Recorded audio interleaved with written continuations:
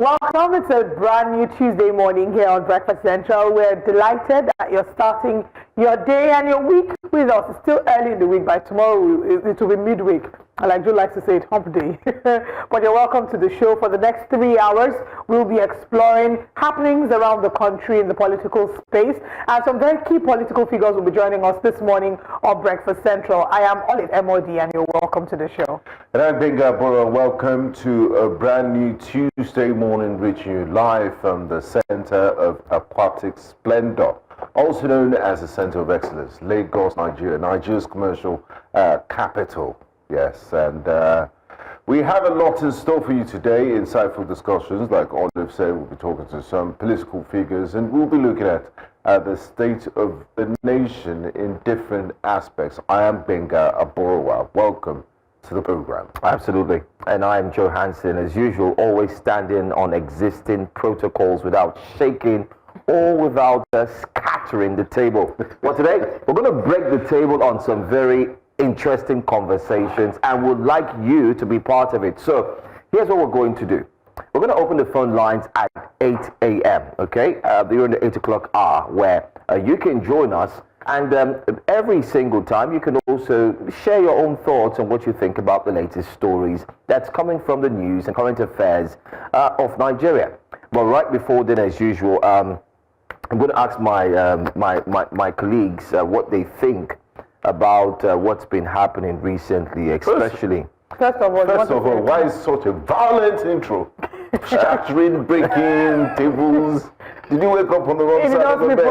Both of us had very challenging nights in our houses because of electricity. I did not sleep well. So we both did not come But to you work. guys are on the island. That's why we are quickly But you're on the island now. On the island. Yeah, I mean, being on the island doesn't mean that, Center of Aquatic Excellence. Yeah. And it's not there. I say, wow, you should have people added the Koni Baja inside. Ikeja is a capital. Well, I'm in London of Lagos, and I'm a capital. Oh, it's a capital. Yeah, it's a capital. I like that. You know, at some point they used to compare actually, Lagos. like Ikeja is actually the capital of Lagos. Of course. Wow. Of course. Not so hard to believe. I thought it was Lekki Phase 1. But then again, remember that it was Yaba. That was the former, the Federal Capital Territory. You had Yaba way back in yesteryears. And that's why you still have those names and those streets still bearing the names of, the popular personalities, of course, that also shaped Nigeria. But then again, you move to Ikeja, where you have it's not far off from here, Alausa headquarters, and so on and so forth. But what we're discussing right now is the key fact that today is Tuesday. It's the half of the year already. I don't know if you guys think about this, but if we look at it carefully, next year, just 6 months or 5 months, election season has started. I think election season has already started. We'll be getting closer. Penultimate year too. Yeah, it started unofficially because the campaigns have started happening. The political alignments have been happening. The campaign, cross-carpeting, people are shifting loyalties. So I think already in election season. We're just waiting for the official announcement. Unofficially, it's already been election season here in Nigeria. But yes, it's very interesting to see how time flies. Yeah. Just a few seconds ago, we're here wishing you Happy New Year and thanking you for starting the new year with us. And here we are in the 6 months of the year. And there are two categories of people. The first set that would think, wow, it's been such a great year for me. All the things I set out to achieve, I've been able to achieve them. And the other camp that I looked and say, wow, I set out to achieve 10 things this year. I've not even achieved one. Whichever camp you are alive. So there's hope. Yeah. Very good. Yeah. Don't kill yourself. Just take it easy. I always jokingly say, when they ask, how much have you been able to save or invest? And I say to people that the only thing you could have saved so far in your life, you have done well. You have tried. So well done. Okay. That's good. Anyway, let's go into our wake-up conversations this morning. And our very first story has got to do with the news that saw the FCT minister, Nyesom Wike, hold a media parley again. This should be the 4th or the 5th. I can't remember. Media parley. Another media parley. Another one. Let's put it that way. And during the entire conversation, he spoke about a lot. Questions were fielded by the journalists who were seated. And I like the fact that the journalists came from different angles. I mean, they always do. This time, yesterday, I think there was this zest from the journalists, and they wanted to really get words out, and trust me, the FCT minister does not fail you. No, he doesn't. He will tell you how it is. But in reacting to former River State governor's statement, where he had talked about the FCT minister talked about the current president, President Bola Ahmed Tinubu, and telling him that he wouldn't vote for him. That is former Governor Rotimi Amaechi. Yes. Wike went ahead to say that Rotimi Amaechi is hungry for power and not food. And this is also, let's bear in mind, that former Governor Rotimi Amaechi was the first to draw blood. His 60th birthday. I mean, like Shegun Showomi said here. Shegun Showomi said that Wike will not find your trouble. But if you look for Wike's trouble, he's ready for you. That he's always been in defense mode. So they are the ones that come for him, and then when he comes back, everybody's making, and I can understand that argument, because you know how there's some of us that have very, very pleasant mouths that we don't look for trouble. If you tell us one, we'll now tell you 25. Is that 25 that we said? Everybody will remember. They will not remember the first one. Such is life. Exactly. So Rotimi Amaechi celebrated his 60th birthday on Saturday. And at the celebration of his 60th birthday, of course, the talks came up. And then that's when he criticized the current administration and talked about how people are hungry. There is hunger in the land. That's why the FCT minister responded by saying, Rotimi Amaechi is not hungry. He's hungry for power and not food. Now, recall, I mean, the explanation to this would be, of course, Rotimi Amaechi talking about his allegiance to the coalition and talking about how they're going to work together to unseat the current administration. But let's take a look at former Governor Rotimi Amaechi. It is when it comes to election, they will tell you, so let them show you in Islam, where it says, don't save the Christian. They cannot show you. They will only do that and say, this man is a Muslim, go for him. Now you have Muslim ticket. Let Muslim market come out now. It can't. We are all hungry. All of us are. If you're not hungry, I am. You may laugh. So for us, the opposition, if you want us to remove the man in power, we can remove him from this power. So you see why they say he's hungry for power. That is not about food. Because they say if you want us to remove this man from power, we will remove him from power. The coalition, the chance of the coalition, I think gained a lot more strength at Rotimi Amaechi's 60th birthday celebration with the likes of His Excellency Alhaji Atiku Abubakar, El-Rufai, all of them speaking about the coalition and the possibility of them coming together to unseat President Bola Ahmed Tinubu. And, like I said yesterday, the speculations of Rotimi Amaechi and Atiku running together have started to flood social media. I mean, it's reminiscent to 2015, anyone but Jonathan, but Nigerians are smarter and we're more experienced in our Are you sure? Because it looks like we're about to do the same thing. No, they're thing. smarter. It's not like let me break it up for you. The APC, in the last 2 years, you won't say they haven't done anything. And in the next 2 years, they will do more. They will have a few things to campaign on. And they also have campaign funds. They will go around, try to convince people. And there are people that are die-hard loyalists. They will never see any wrong in this government. And those people are in their millions. And the same thing with the opposition. They have people that would never see anything right in this government. And they're also in their millions. So it's left to the politicians how much you can politic, how much you can convince the electorate. And there's also a new generation that are smart and undecided and politically savvy, and know that opposition will just talk down on the current government for the sake of it. And there will be more scrutiny, I hope. I mean, that you added. I hope. I really like the hope. That's what's going to happen. But I mean, it's really hard to defeat an incumbent in Nigeria. It's only happened once in our current democratic experience. Anyway, the FCT minister said, Amaechi, he said when Amaechi said he's hungry for power, it begs the question that he was highlighting the fact that Amaechi said he's hungry. He's hungry. That he's not hungry. That he's hungry for power, rather. That he's not hungry, like he rightly said.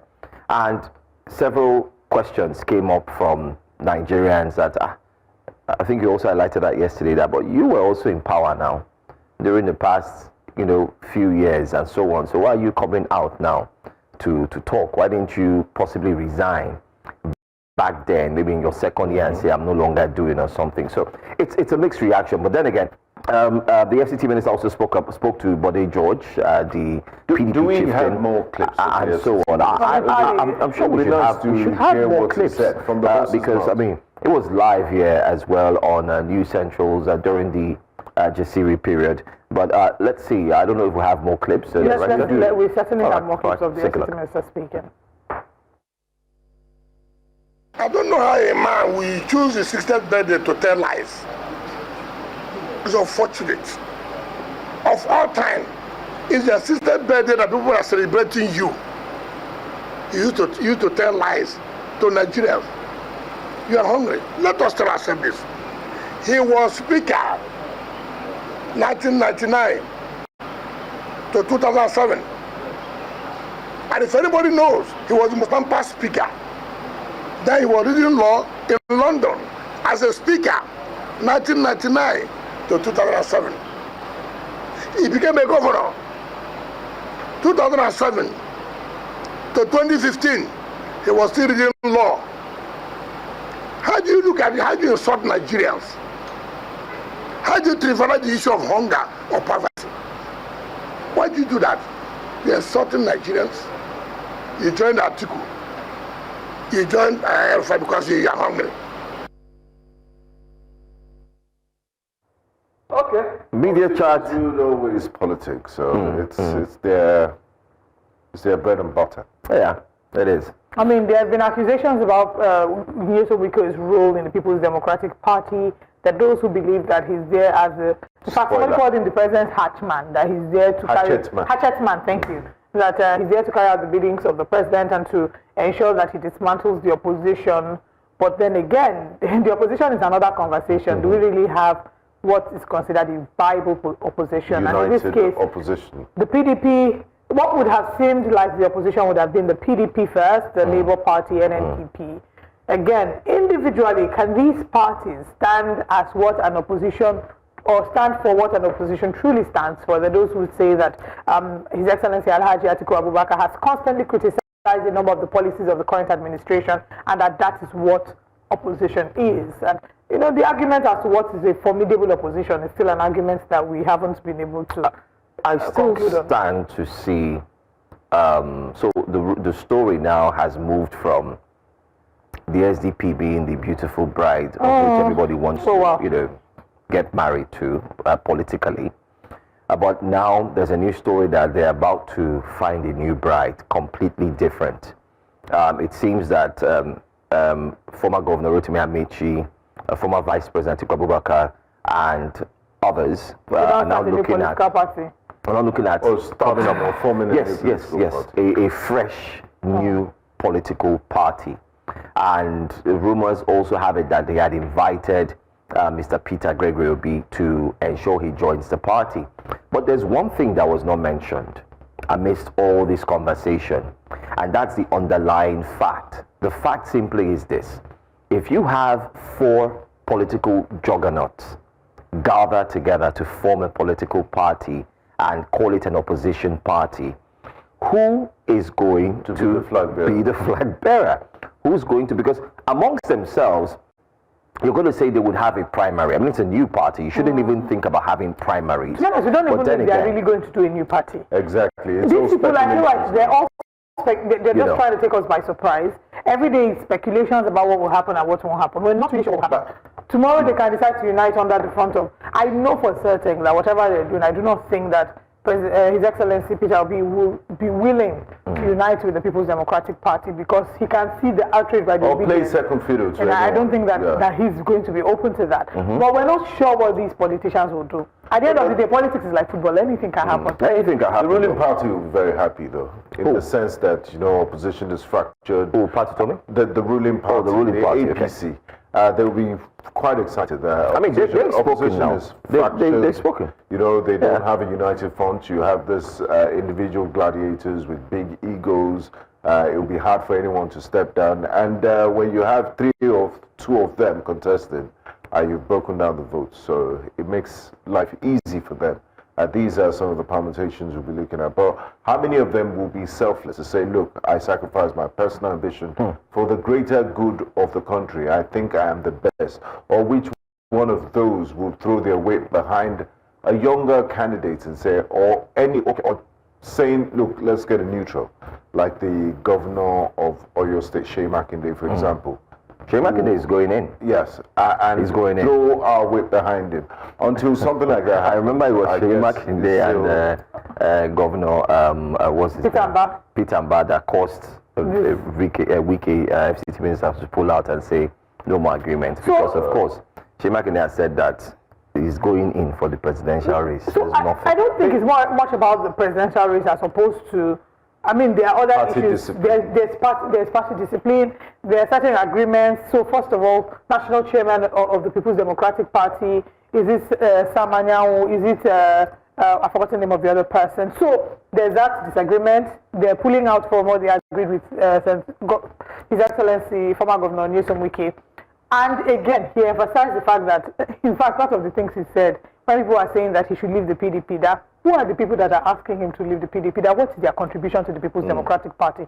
He said he's a valuable asset, that he's not a liability. And it's the confidence. He knows himself. Okay, you understand? he knows from asset to liability. He said it's not a liability, he's an asset. And he said that, for example, that he's a valuable asset to the returning of President Bola Ahmed Tinubu in 2027. He then went further to say that those people who are saying that he should be removed, they should come and show their contribution to the People's Democratic Party. That he doesn't know what their contribution to the People's Democratic Party is, that is more than the contribution that he made. He's speaking with a lot of confidence, and it seems like he has facts to back it up. Another grouse he has, of course, is their agreement to support a southern governor at the last elections, and then they went back on that. And he said, even with the way the governors are leaving and the way the People's Democratic Party is handling it, he said, for example, Delta left. People said, let them go. Akwa Ibom left. Let them go. That he wouldn't do that. That the better thing for the People's Democratic Party to have done would be to send a delegate, to send a team to go and ask these governors, why are you leaving? What happened? Let's have a conversation, beg them to stay, convince them of what they can do differently. That is the culture of impunity, and at the end of the day, the problem with the People's Democratic Party will be the leadership style. So, anyway, so many things have been said. Hasn't left officially. He has left. His spirit has left, but his body He has left. He has left. He has left. Let's just spirit in PDP, body in APC. Equity sees that which ought to be done as done. Because if you are already giving... Please, can you give me a Latin maxim to back up that thing you just said? I will think about it at the end of the show. Nemo dat quod non habet. He doesn't understand. Nemo dat quod non habet means... He doesn't understand my legal luminary. Nemo dat quod non habet. You can... He who comes to equity must come with... No. Nemo dat quod non habet. You cannot be a... So that's all the authoritarian party. You cannot be a judge in your own court. Olive, don't worry. It's okay, Olive, it's okay. This is where you practice. Exactly. This is your daily bread. Let's move to our next story. Away from all the... Is it this coffee or my lack of sleep?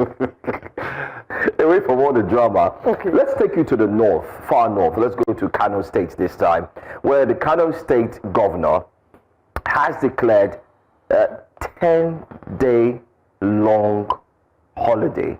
Can we extend that to Lagos? To mark the Eid-el-Kabir break for schools. Now, this is coming on the heels of a recent stretch of holiday for the children, which, when he faced a lot of backlash for doing that.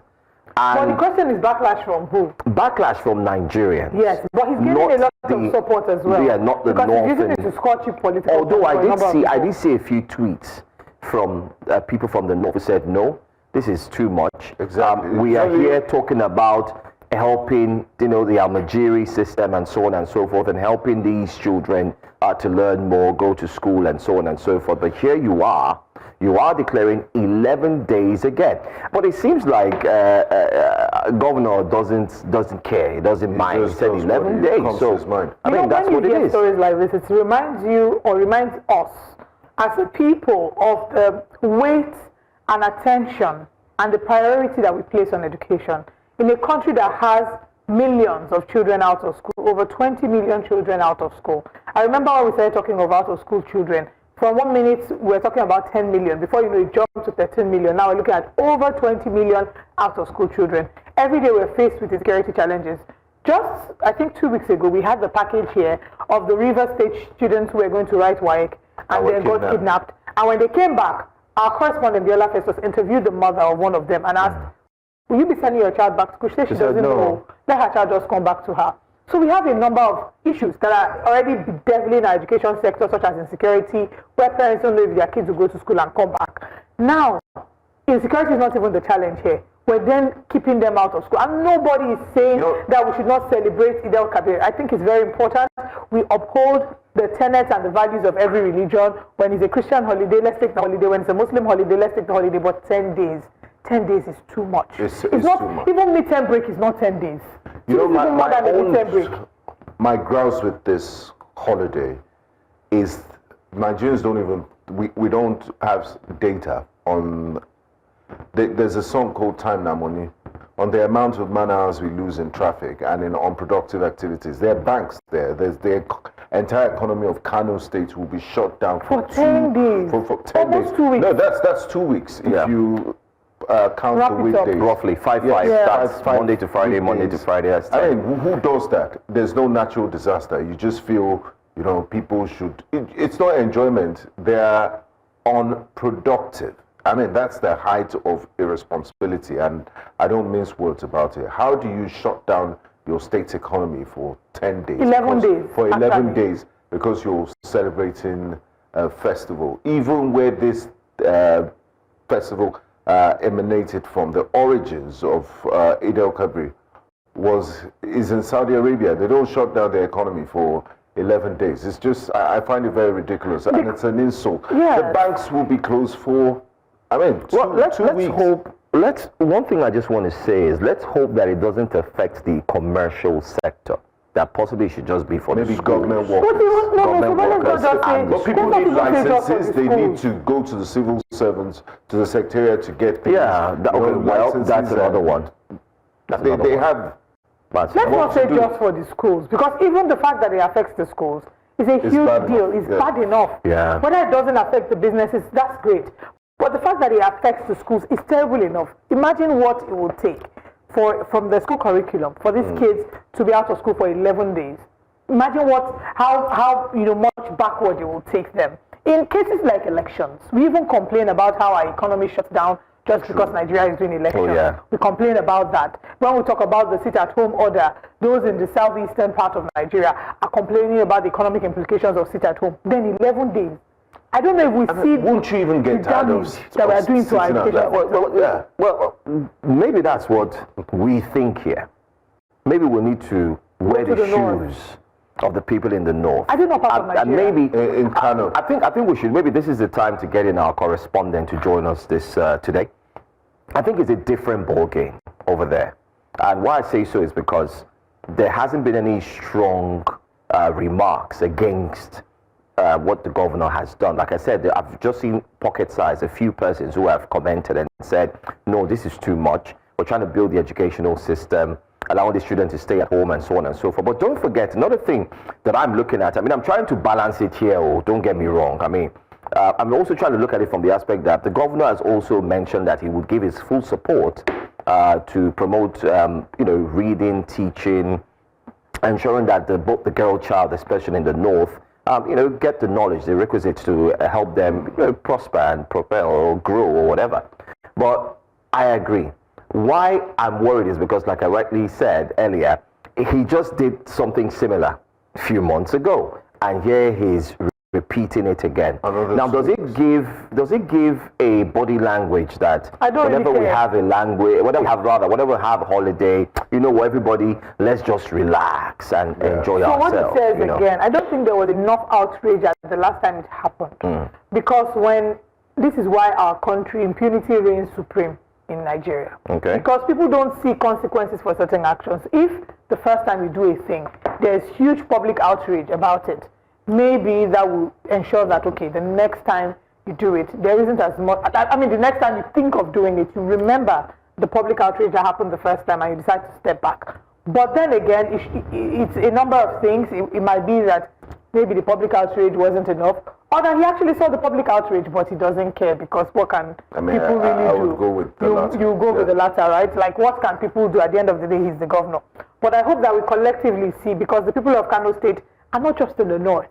They're part of our country. They're a reflection of our country. The choices that are made in the north, in the south, these choices collectively affect the entity that is called Nigeria. So we're counting Nigeria's education sector and the improvements and challenges, nobody's going to say, oh, Nigeria's education sector, except Kano State. These things are the things that pull us back. For a nation that that unfortunately negatively boasts about having one of the highest rates of out-of-school children. You know, it's really sad. You know, you were talking and for a split second I had goosebumps. And why I had goosebumps was while you were saying that, it kind of like reminded me when you said it's not just from the north. It reminded me of growing up. I used to have an uncle who, I mean, he was in the military. And sometimes he would go to the north and come back. He always did something. He would always read. You know, he spoke Hausa too and so on. But I recall how within him, and when they had conversations with other people and people within the area, there was always there was this penchant for education. Back then, when you gather with people, you watch them. It was as if it was a competition, like, oh, have you been to University of this, University of Jos, have you been there? Everybody was talking. But it's sad that we've come this low where education is just seen as the only thing that excites young people. The only thing that excites, music, Yahoo and all those things. So truly our value system has dropped. And I agree with what we've said here. Like I said, although we're trying to balance it, but we can't really balance until we speak with some persons there. Hopefully our reporter. But I'm sure most people in the organized private sector, you think if I have a company in Kano, I would let my staff stay at home for. They will observe the federal government's holidays and you get back to work. Well, let's flip the script. Government can give its own civil servants 2 weeks, that's fine. But my private sector, that I'm paying their salary, that their salary is dependent on the profit that I make. Script. What if Lagos State Governor says, Lagosians, go and rest for 10 days? He cannot do it. Lagos will lose money. Nobody will even. Lagos will actually lose money. They can't do it. Lagos will lose, it's economic suicide. It's like America, the Broad Street. The Broad Street goes on bank holidays. They tell you how much they've lost. You know how they even complain? You know, during that period. Nigerians in the diaspora oftentimes say that, people don't know what you're enjoying. People have too many bank holidays in Nigeria. In the West, you don't see as many holidays as we have in Nigeria. It's like we need every opportunity for a holiday. You see, there's this Eid holiday, there's that Easter holiday, there's this Salah holiday, there's this, the only holidays you would see them celebrate in the West would be, apart from Christmas holiday, it would then be maybe like their independence, maybe July 4th. But you only see that they're doing different. You know, when I was in university, I enjoyed Martin Luther King, Malaysia. It's a multicultural society, so the Muslims will celebrate the Indians and, of course, the Chinese. So you have multiple holidays.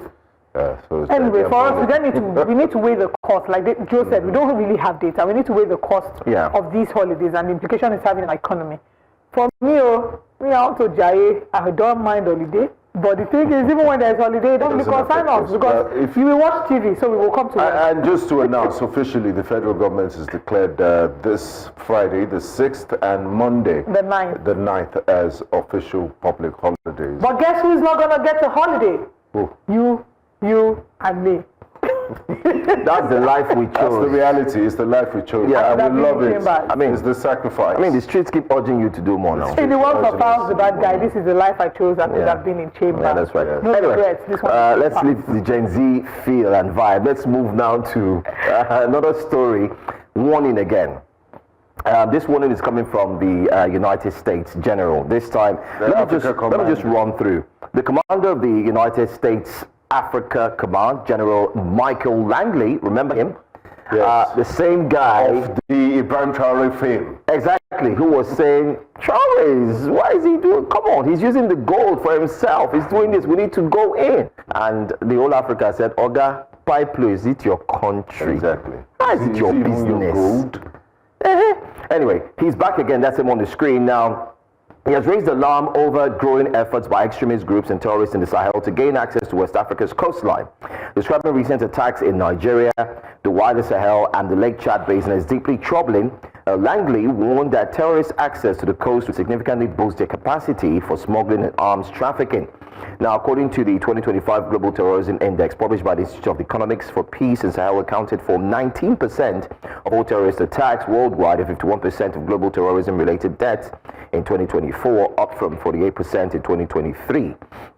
Just to wrap this thing up very quickly, Langley said during a press conference over the weekend that the U.S. was increasingly concerned that a coastal incursion would not only endanger African nations, but also raise the threat level to American interests.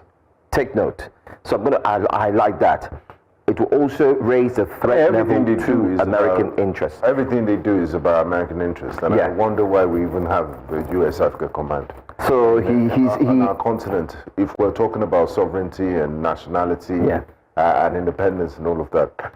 Look, the French were in the Sahel, Operation Barkhane, Operation Serval, and they couldn't stop terrorism with all their weaponry and sophistication, and the largest United Nations mission in the world, United Nations Stabilization Mission in the Congo, MONUSCO, billions spent in the Congo, they couldn't do that. So I wonder, I understand this message and this concerns, but this problem started when they invaded Libya in 2011. The entire region is awash with weapons and small arms that, as a result of the blowback from invading Libya, are not planning for the next day. So it's okay for him to say these things. I believe African countries should be united and come together to deal with these problems, because the Sahel is just, right next door. And if you don't tackle the growing threat of terrorism in Mali, Burkina Faso, and some of these Sahelian countries, it will trickle down to coastal regions. And we've started seeing, limited attacks in places like Togo, in Benin, that weren't there before, Ghana, that we never used to hear of in the past, in northern Ghana, northern Benin, and Togo. I agree with you. For me, I always think that this is where I see where the African Union is weak. Because if the African Union was really strong, this is where you galvanize for a united front. And I keep asking sometimes, what stops Africa from forming its own force? If everybody, I remember, we can't go back to the times of ECOMOG and so on, but then again, if Africa decides to say, okay, remember what ECOWAS did, where it had its own military, of course, Nigeria was very strong back then, but if the African Union, of which many have said they've lost their strength or their ability to unite the African countries, but if they're able to have their own front where you have the military and decide to take these countries, everybody contribute and so on and so on. They actually do on paper. It's not as strong, standby force, but nobody contributes. That's it. Finances, troops, it's just there. And then you now have countries that have pulled out. And I've told you, listen, we're no longer interested, we don't care. So I think that there's disunity within the African security system, whether we like it or not. We still talk about the issues in Rwanda, and of course, remember what happens within the borders of Congo, DR Congo. That is a different case with the rebel forces. But then again, if we look at it on a broader spectrum, I agree with him, but it's not, in other words, it's not just about the interests of the Americans. That's where I have a problem with that statement. It should be about the interest of Africans. So he's saying that it's not just going to affect Africans, but it will also affect Americans. It's interesting that this was, talked about when he was addressing defense chiefs in Kenya, here on the African continent. And part of what he's blamed this on is the fact that American troops have had to pull out of certain African countries, whether they're working with the countries that are there, that they have borders. They're working with their partners like Benin, I think Cote d'Ivoire, a number of them to fight, and that they're working with us to fight Boko Haram. But like you said, it would always be. Many people oftentimes suspect whenever the United States raise certain alarms, because it's just like, okay, what's your interest in this, right? But like Joe said, I think at the end of the day, we must reflect as a continent. We must reflect on ways in which we can work together against the challenges that we have. Let's look in words. Every time we're talking about, help from the West, this one, that one, it would be great for us to get to the point. And there were people who had tried to push for that. There were African leaders who had tried to push for the unification of the continent. Unfortunately, this same America didn't like it, and they were people like your mentor. Looking like a declassified document. People like Thomas Sankara, Silvanus Olympio, Patrice Lumumba, were assassinated. Unfortunately. So I hope that points us to the fact that we need to be united as a continent. We have the same common challenges bedeviling the nations of the continent. Insecurity, Boko Haram is not just disturbing us here. We're seeing attacks, security challenges in Chad, in Mali, Guinea, Burkina Faso. It's why a number of them pulled out from ECOWAS, because they felt, look, being a part of you is not helping reducing the insecurity challenges that we have, even though the arguments about that one would be that there are political undertones. But we must realize that we all have the same challenges. Yesterday, I was having this conversation with you earlier about how I'm thinking of going on holiday, and I was looking at the African countries. Again, in some cases, it's easier to go to Europe than it is to go to certain African countries. 100%. I was just informed about how a certain country, there are two options, that if I want to apply for a visa, if I want to go next month, I have to start now. Make sure you submit now because they take a lot of time. And I'm just like, why? Or if I want to do the expedited process, I'll pay 1 million naira. I say, what? Is it heaven? I don't understand. Is there gold? You know, so we need to do better in terms of ensuring that we foster unity within the continent and realize that we have the same common enemies, the same common devils bedeviling us.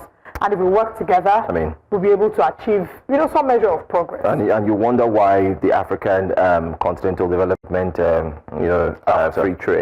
free trade area, or what it's called, is not kicking off. On paper, it's good. On paper, it's so huge. Oh, there'll be borderless movements and so on and so forth. Of people and goods. I hope that we'll see that in our generation, the actual implementation of a borderless continent. Hopefully.